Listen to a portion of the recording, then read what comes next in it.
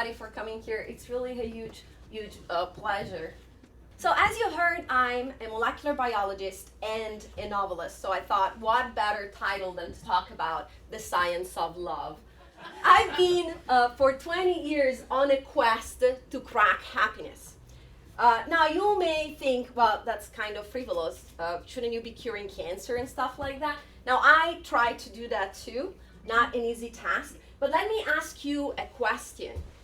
Why do you think you want a really long, healthy life if you're going to be miserable every day of it, right?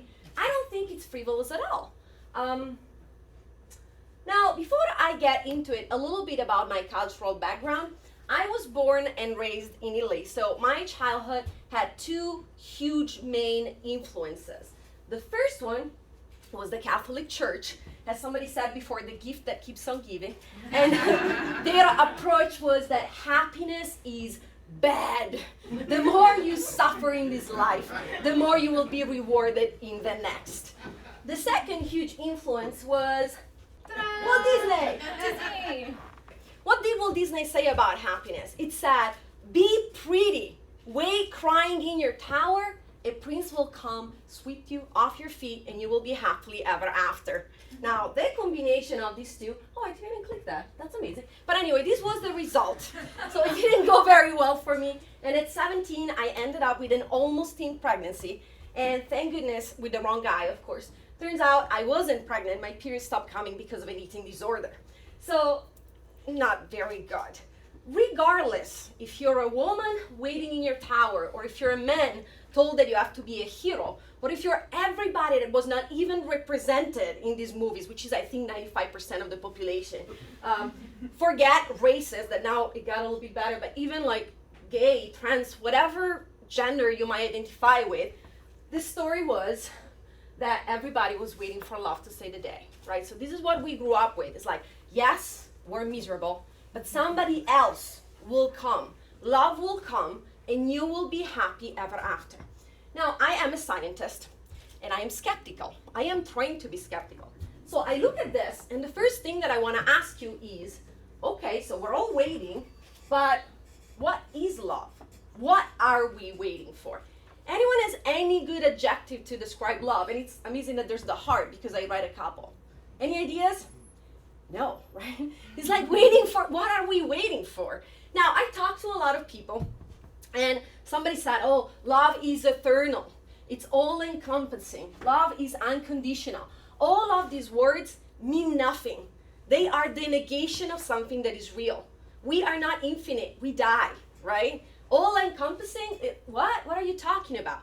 So what are we doing here is projecting on love, very much like God, everything we cannot have. So we're waiting for something that, what is it exactly that we're waiting for? So I'm a scientist, and I went about it and I said, okay, what is love? I talked to a lot of people, and it seems that people think that there are two types of love. The first type of love is the one that everybody likes to talk about and movies talk about, is short-term love, or what everybody knows as a crush. Now, what causes a crush? Well, a crush is caused by, maybe left-handed? Chemistry. Chemistry is purely biological. It's due to pheromones. It has nothing to do with rationality, as you may have experienced. And of course, sexiness. Sexiness, oh, sorry about that. Sexiness is very interesting. Obviously, this is a scientific term that I made up. And sexiness is what we find sexy. And whatever you find sexy, typically is cultural, but it's something that relates to the ability to survive and reproduce. Think about this. We are animals after all. Being strong, right? Big breasts.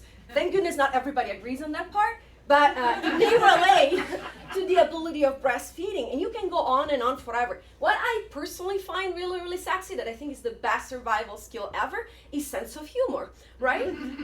But the bad news is that short-term love or crushes expire.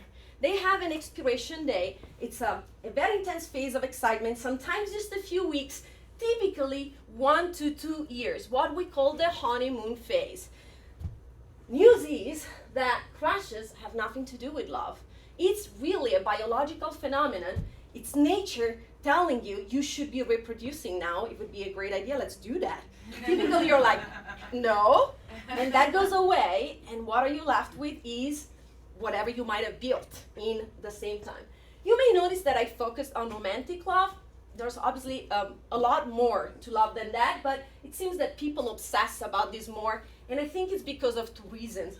The first is the perks of sex, and the second is that it leads to reproducing, and the species leads on. Yes, I am a biologist, but anyway. So why do we obsess with crushes? They break our heart, they go away, we're left with nothing. This is characteristic of humans. We become addicted to anything that gives us a high, an easy high. So I put my PhD to work, and I built this graph. There. So on the X you can see time, on the Y you can see happiness. The dotted line is your baseline, is the Monday average happiness. So, you define what that is for you. And I showed you what some substances that give addiction do. In red, you see cocaine. Cocaine is an illegal drug. It's very well known. Gives you a big high, followed by a huge low. I could talk about this for ages. I will not. But you can see a gin and tonic right below it, my personal favorite drink. Wink, wink. And you can see that the high is a lot lower, but it's followed by a little low. And sure enough, the little low is not hangover. Alcoholics are depressants. If you have enough to be hangover, it's a much worse of a low. Now, a crush, and now I'm really speaking seriously from the scientific point of view, does to your brain what cocaine does, which I find really fascinating. So when you meet somebody interesting, you become increasingly excited, right? And then you have that bump up, and it's the cocaine effect. You can't sleep anymore, you can't talk about anything else, you are super active, nobody can stand you anymore, and you lose any sense of being objective, right? So hopefully you don't make decisions at that point. We all have been there, so if you did, don't feel too bad. Because what's gonna happen is that that phase is gonna wear out at one point, and then you find yourself living with a stranger that leaves towels on the floor and does not squeeze the toothpaste right. So when that happens, you're back to your Monday average and down, because that really pisses you off. And typically you break up and you're all heartbroken and your life is in pieces, and then slowly you go back to that Monday average. So that's why we love crashes. That's why all blockbusters about having a crash is that high that we crave. But the other face of love is the long-term love. What I call, or everybody call really, a relationship. Now, relationships have nothing to do with crushes. If you start with a crush, I think it's great. I think it's very important, but you don't have to. The problem is that if you build a relationship without a crush and then you have a crush on somebody else, typically disaster ensues. So I recommend starting with a crush but easing into the next phase. Now, relationships are hard work. So what do you need to build a relationship? First of all, some affinity. If you're really young, 18, 20, it doesn't matter. You have plenty of time, you can hang out doing nothing. But if you're a busy professional in your 30 and you don't have some affinity, some stuff you like to do together, you will never see each other again. And the relationship will not work. So you need something that you love to do together. That is gonna be helpful. The most important thing in a relationship is building trust. Keep in mind that the other person is not out to get you. They're on your team. Which leads me to the next important thing, that is communication. And then you see fear and anger coming in, taking all of these away. Every single argument in a relationship can be led to fear. If you think about it, jealousy or a sentence that falls the wrong way, does he think that I'm stupid? Did he get bored with me? Is he looking at her? Everything leads back to fear. Now, fear is normal, we're human, but there are 2 possible reactions you can have to fear. The good reaction, in my opinion, is communication, because you trust your partner and you say, hey, you were really checking her out, and your partner may be like, yeah, she's hot, let's go home, though he's going home with you, right? So that's trust. The wrong response is anger. Anger is very hurtful. Nothing good ever comes out of anger. If you lash at your partner, You're gonna hurt them. You're gonna mine that trust. And what happens is a big boo-boo. Now, of course, you can forgive, but you will not forget. It's like being zapped on an electric fence. You step back. The more you hurt, the more you get far from your partner, and eventually you may disrupt the relationship. So now that I killed the poetry of love for you and divided it into crushes and long-term relationships, how do I get that partner? How do I find the right partner for me? Well, you have to know yourself, which sounds maybe a little cheesy, but let me explain. This is what we're trying to do. So we are in our 20s, in our 30s, and some of us, most of us, are lumps. We are not quite happy yet. We go around trying things. We don't know what we're gonna be. So the person in front of the mirror is a lump. It's not happy. But what she wants is for that lump of a guy to fall in love with her true self. Now, if you don't know your true self, how can you expect somebody else to see it and love it? Now, they can have a crush on you. Of course, you are lovable. It's just that it's like walking in the Allentown Art Fair and somebody says, hey, look at this lump of clay, get it, it's gonna be a beautiful vase. Maybe I don't like that vase, or maybe it's not even gonna be a vase. How can you pretend or claim that somebody has to come and love you when you don't know what you are and make you happy? Now that's a huge claim, right?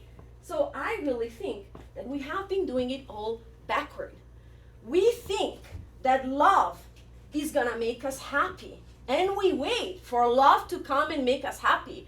But I'm telling you that it works the other way around. If you find a way, and I'm gonna talk about that, don't worry, to get to be happy and more or less grounded, then love will happen. So let me elaborate on that. I'm gonna give you how to become happy in 3 easy steps. Feel free to throw things at me, I can deal with it. But I think this is based on my personal experience. So not only I messed up in a couple of ways that I mentioned, but I also have a divorce on my back, and I got it wrong for 15 years, and then I got it right for 6, and so I figured that I'm gonna tell you what went right eventually. The first step in getting it right was finding your zone. This is the first step. So what do I mean by finding the zone? You have to find those activities that make you lose track of time and space. For everybody, it's a different thing. For me, it's writing. If I want to travel to Italy, it doesn't take me 20 hours like anybody else. 5 minutes. You put me on a plane, I start writing, I'm there. It's amazing. And I recommend everybody to find that one thing. Now, most of you are creatives, so hopefully you found your thing. It could be photography, it could be singing, playing music, it could be salsa dancing, it could be history, it could be anything really. But it could also be fixing things. It could be accounting. I have friends that love playing with numbers. It doesn't really matter what it is. Find your zone.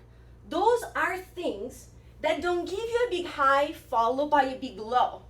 These are things that give you a steady up. You are increasing your baseline. Your life improves a little bit every day. It's amazing. When you find it, you know it. Second step is to share your skills and make yourself useful. It's not enough to find a thing that you love. You need sense of purpose in your life. It's just that we were all taught we have to be lawyers and doctors. It doesn't really work that way. Find what you love and share your experience, be it a piece of art, being books, or be it just teaching your skills if you became really good. It's gonna make you feel useful, it's gonna make you feel part of your community, it's gonna make the world a better place because of you. It's amazing, you can do that, right? The last step is taking the leap. Taking the leap means that if your zone is profitable, you're gonna quit your day job. And I know it's scary, but believe me, you do not need all that money. We obsess about the things that give us a big high and a big low. But we don't need 3 cars or 2 or 1. It's a shopping high. We don't need the new phones. I obsess about the new phone and I really want it. A week after I have it, I drop it 50 times. It's $600 that you're dropping. And I've seen a lot more crash screens than I've seen happy people. It's not the way. Do the things you love. If your zone is not profitable enough, which happens, it it's okay. Don't quit your day job, but acknowledge that this is important in your life. Ideally, you're going to do it every day. If it's not possible, you're going to do it regularly. But it's important for you. It's important for you to be a complete person. Now, back. There, I got it. Now, happiness is not something that is going to be dropped in your lap. You're not waiting in your tower. We've been lied to. I really think as a generation we have. I really think that happiness is an attitude that you learn through hard work and failure. I wasn't born a writer. I was born a person that loved to write. And it was terrible in the beginning. It's just that because it's my zone, I did it so long that I kept improving till a point where people cared about what I had to say. Now, this is a picture that I took in Morocco, and it moved me when I saw this plant. This plant has a huge gash on its leaf, and there's a baby plant born from it. And when I saw this plant, I decided that I wanted to be this plant. I want my scars to be beautiful. I want to learn from my mistakes, and I made a lot of those, by the way. And in fact, I don't believe that everything happens for a reason. I heard this going around a lot, and I worked in cancer centers for a very long time, and I've seen my share of kids dying of cancer. I don't believe that everything happens for a reason. It's something you don't get used to. But what I believe, sorry, I always get emotional when I say that, but I believe that being able to make the best of what happens to you, it's what will lead to health and growth. I met only a few happy people in my life. They all had terrible lives.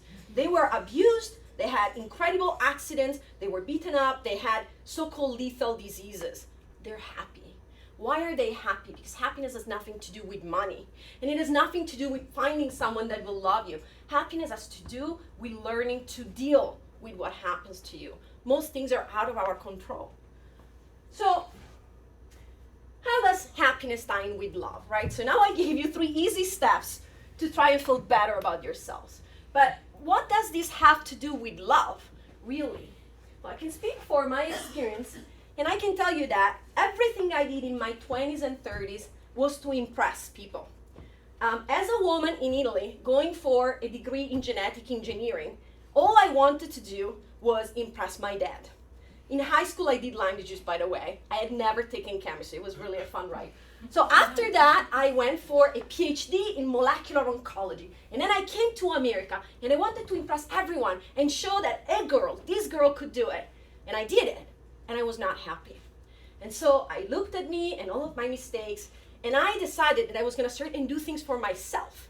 So I found my zone, and I started writing. And this is me writing my books on the wrong side of the planet, meaning I'm writing in the wrong language because English is not my first language, with everybody telling me, what the hell are you doing? You're a molecular biologist. Clone things. That's what you should be doing, right? Which I do sometimes, but I didn't care. It doesn't mean what you think it means. It's okay. It's curing cancer.